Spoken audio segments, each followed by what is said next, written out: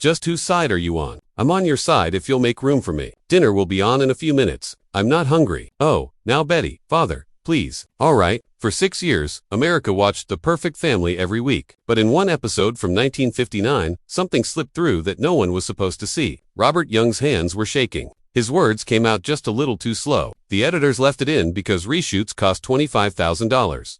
Decades later, his wife finally admitted what was really happening during filming. And it wasn't just one scene. It was almost every episode. The truth about what the cameras accidentally captured would shock the families who trusted him most. Back in August 1949, a new radio show started called Father Knows Best. At that time, there were already 19 other family shows trying to win over listeners. But somehow, this one stayed on the air longer than any of them. It ran for 5 full years and aired 197 episodes, mostly on Thursday nights. Ed James, who created it, wrote over 100 of the scripts himself. Even though most family shows were dying because television was taking over, Father Knows Best kept going strong. It even aired on 39 Canadian stations.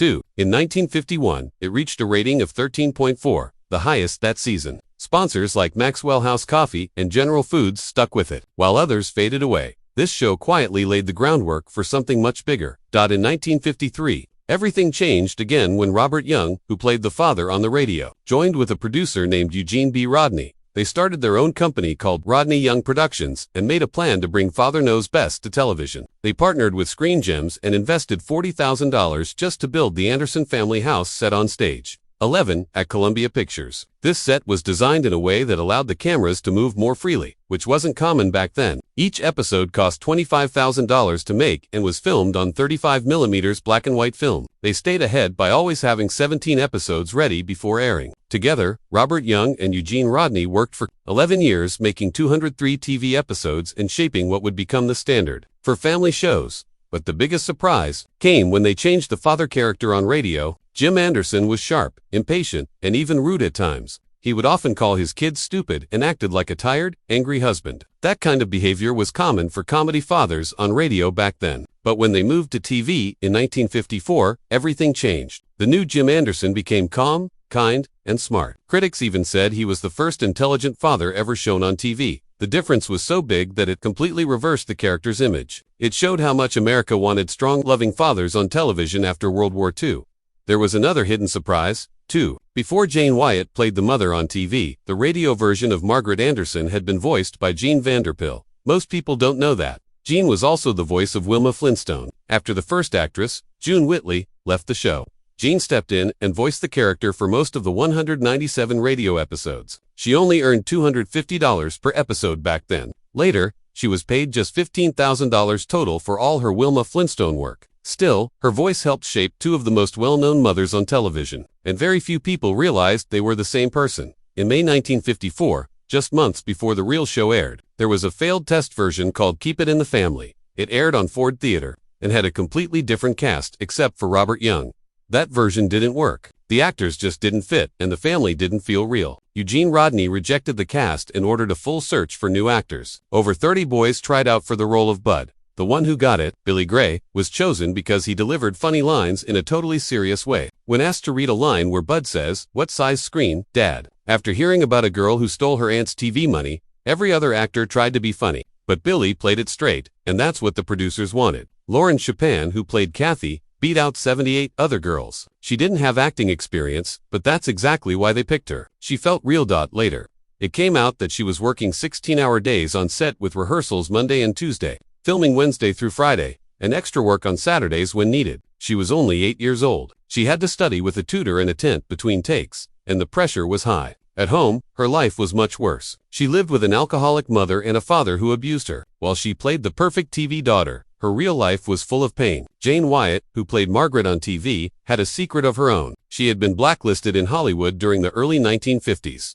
Back in 1947, she flew to Washington with actors like Humphrey Bogart to protest against the government's hunt for supposed communists. Because of that, studios stopped hiring her. Sometimes she was given roles only to have them taken away days later. She was even labeled prematurely anti-fascist for speaking out against Hitler before America entered World War II. That blacklist pushed her toward television, and Father Knows Best ended up saving her career. In October 1954, CBS made one of the strangest scheduling mistakes in television history. Father Knows Best, a show meant for families and children, was placed at 10:01 p.m. on Sunday nights. It had just won for National TV Awards that year, including the Sylvania Award for Outstanding Family Entertainment. Critics loved it, calling it one of the most believable family comedies ever made. But how could families watch it when the kids had school the next day? Even though the show was being praised by judges like Ethel Barrymore, it was losing viewers every week because of its impossible time slot. It was a rare moment in TV history when a show was both winning awards and failing at the same time.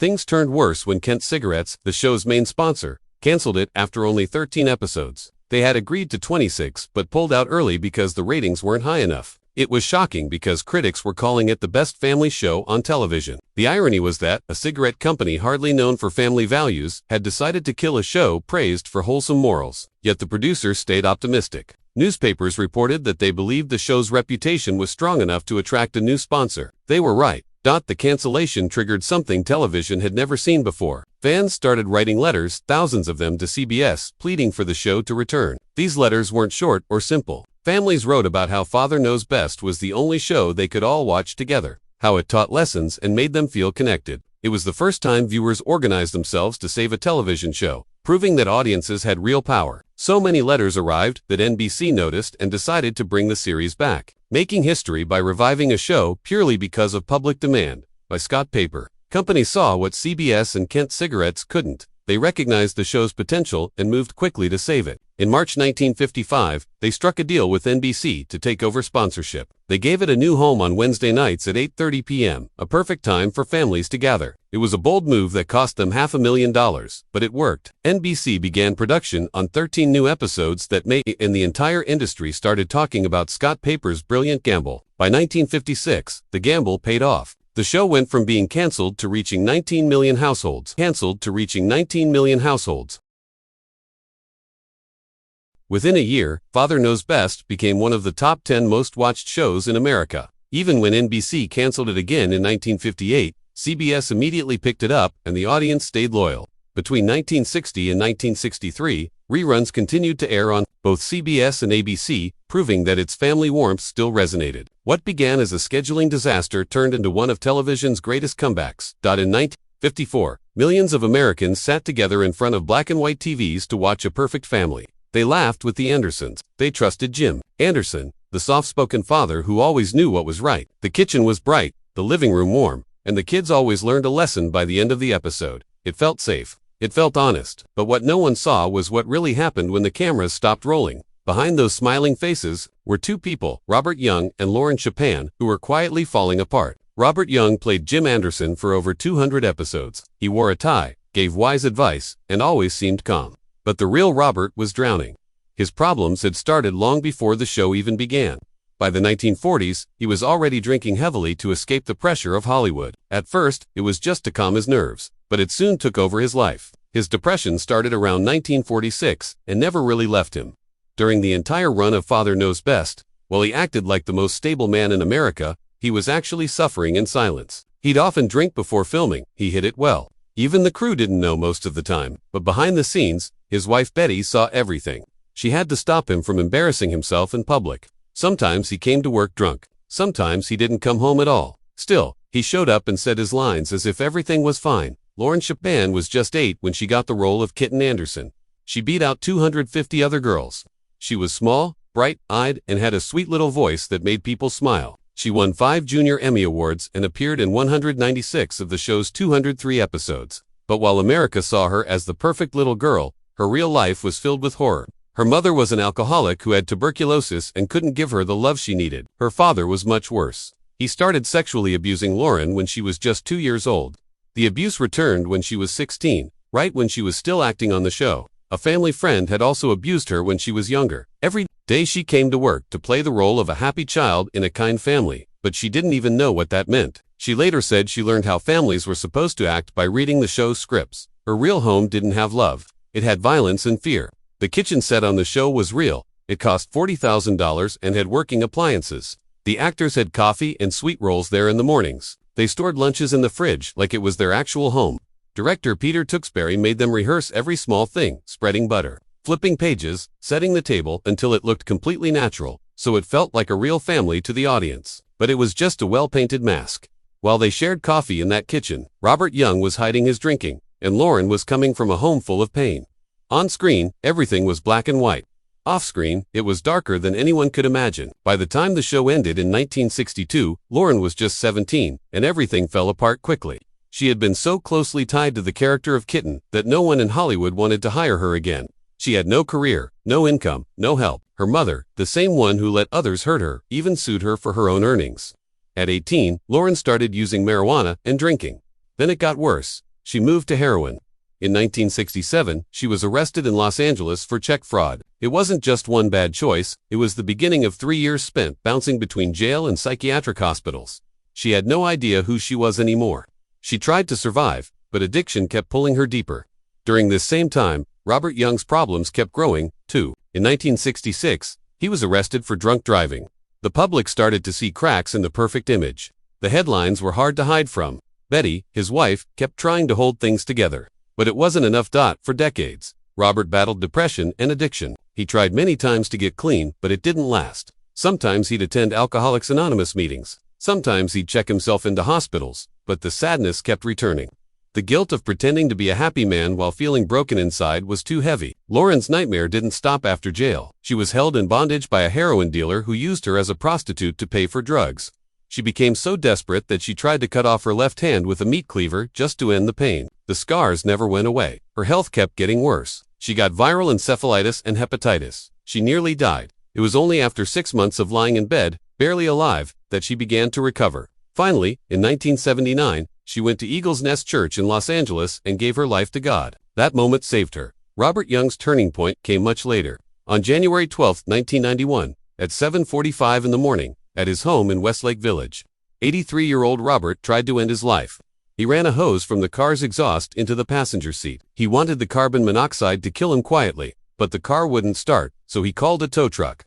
The driver saw the hose, understood what was happening, and refused to turn the engine on. When police arrived at 8:14 a.m., they found Robert drunk and crying. He told them straight up that he wanted to die. His wife Betty was also drunk and couldn't even speak clearly. She told police that Robert had asked her to join him in a suicide pact, but she didn't take it seriously. That near-death moment changed Robert. He checked himself into a psychiatric hospital for 24-hour care. It wasn't his first time, but this time something stuck. Over the next months, Robert began attending therapy regularly. He took medication, he leaned on his family, and for the first time, he began speaking openly about his pain. He used his fame to talk about depression and addiction.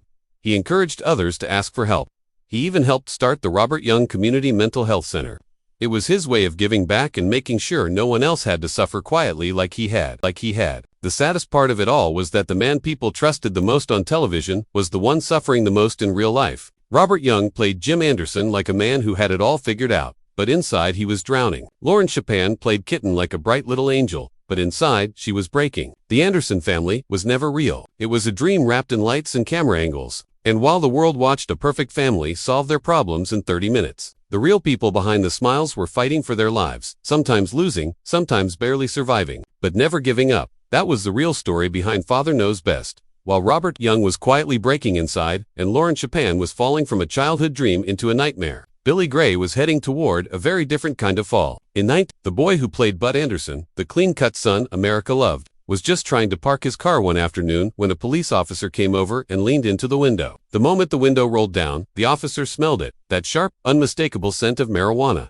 Billy was ordered to step out. The search didn't take long. Under the seat, the cops found a small plastic bag with nothing but some seeds and stems. Billy had forgotten it was even there. He later said he had saved the leftovers for a friend who wanted to see if he could grow them. It was barely anything, but in 1962, it was enough to destroy him. Marijuana wasn't just illegal. It came with a heavy shame, especially for someone who had grown up as the country's all-American TV son. Billy didn't fight the charges. He entered a plea of nolo contender, which meant he didn't say he was guilty, but didn't fight it either. It was a quiet way of saying yes without saying the word. But the damage was loud, very loud. Billy Gray was sentenced to a term that sounded unreal, anywhere from 1 year to 10, for seeds. He didn't serve the full time. He ended up spending 45 days on a California prison farm. But that short time behind bars was long enough to break something inside him. He was punched in the face during his first days there. He later said it happened just because someone could. The prison farm wasn't as hard as a real penitentiary, but for a former child star, it felt like a different kind of world. And the sentence itself wasn't the real punishment. The real punishment started the moment he walked out. When he got back to Hollywood, he went to his talent agency. MCA had been one of the biggest names in the business.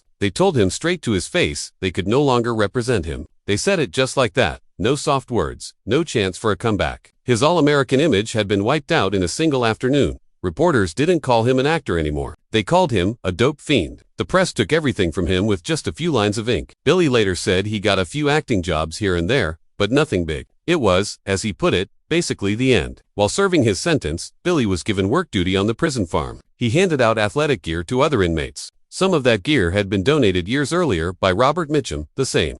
Robert Mitchum, who was busted for marijuana in 1949.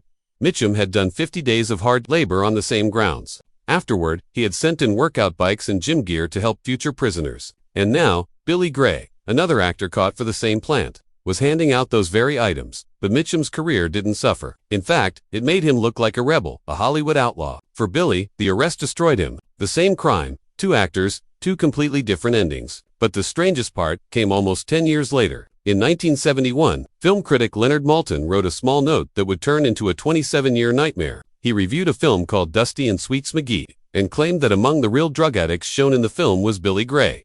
That wasn't true. Billy was acting in the movie. He was never a real addict. He didn't sell drugs. But Maltin's line stayed in every edition of his movie guide from 1974 to 1998.